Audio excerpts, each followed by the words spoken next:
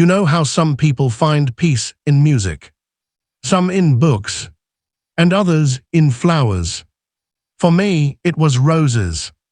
I'm Lena Hartley, 47 years old, widow, high school art teacher, and proud owner of the most colorful front yard in Maplewood Grove.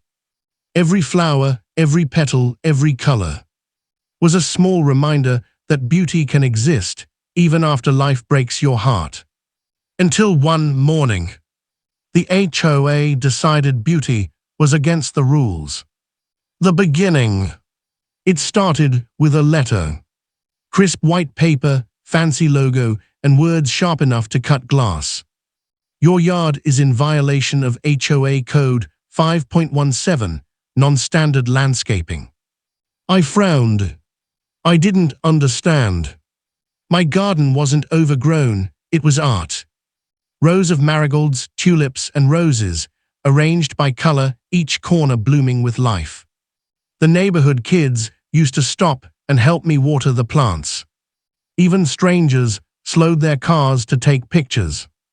But apparently, that was a problem. The confrontation. I called the HOA office. A woman answered, Janet Bloom, the new HOA president. Even her name sounded like irony. Janet, I got this notice about my garden, I said.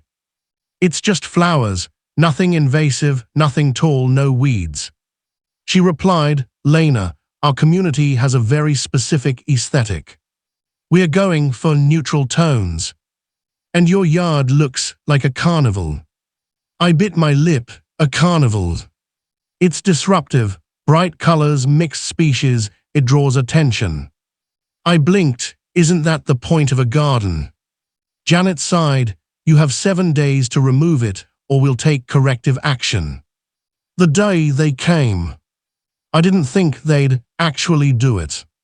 But the following Saturday, I woke up to the sound of engines. 3 men in neon vests were standing in my yard, holding trimmers and trash bags.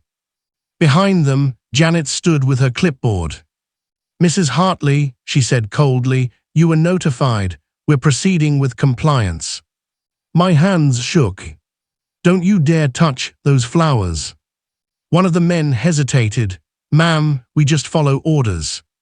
And then, whirr. The sound of blades cutting through petals, tearing roots from the soil. I screamed.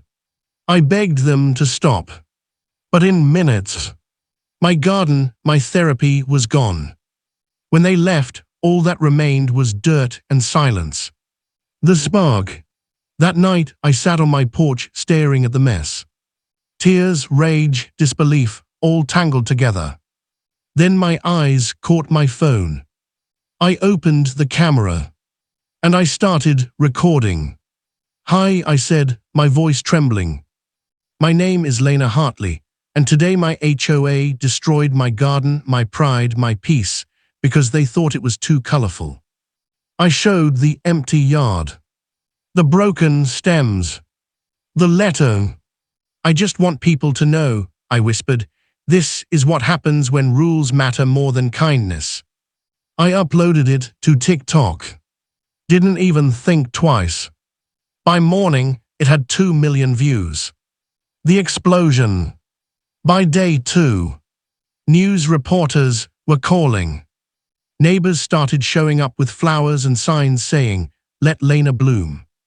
By day 3, Let Lena bloom was trending on Twitter, Instagram, and Facebook. People shared their own stories of HOA cruelty.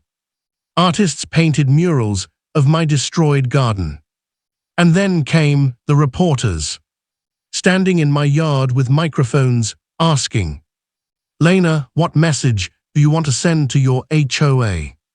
I looked straight at the camera and said, flowers grow back, but the reputation you destroyed never will. The fallout. The pressure hit fast. The Maplewood Grove HOA's Facebook page was flooded with angry comments. People started emailing the city council, demanding an investigation. Turns out Janet had been enforcing appearance fines selectively. her friends' yards untouched. Single moms, retirees, and widows like me constantly fined. Local news exposed everything. Janet was forced to resign. The HOA board held an emergency meeting and invited me to speak. The redemption. I stood there in front of them, heart pounding. They offered me an apology and reimbursement for damages. But I didn't want their money. I don't want a check, I said. I want change. If a garden full of color bothers you, maybe the problem isn't the flowers, it's the way you see the world. There was silence. Then, one by one, the board members nodded. Within a month, Maplewood Grove changed its bylaws.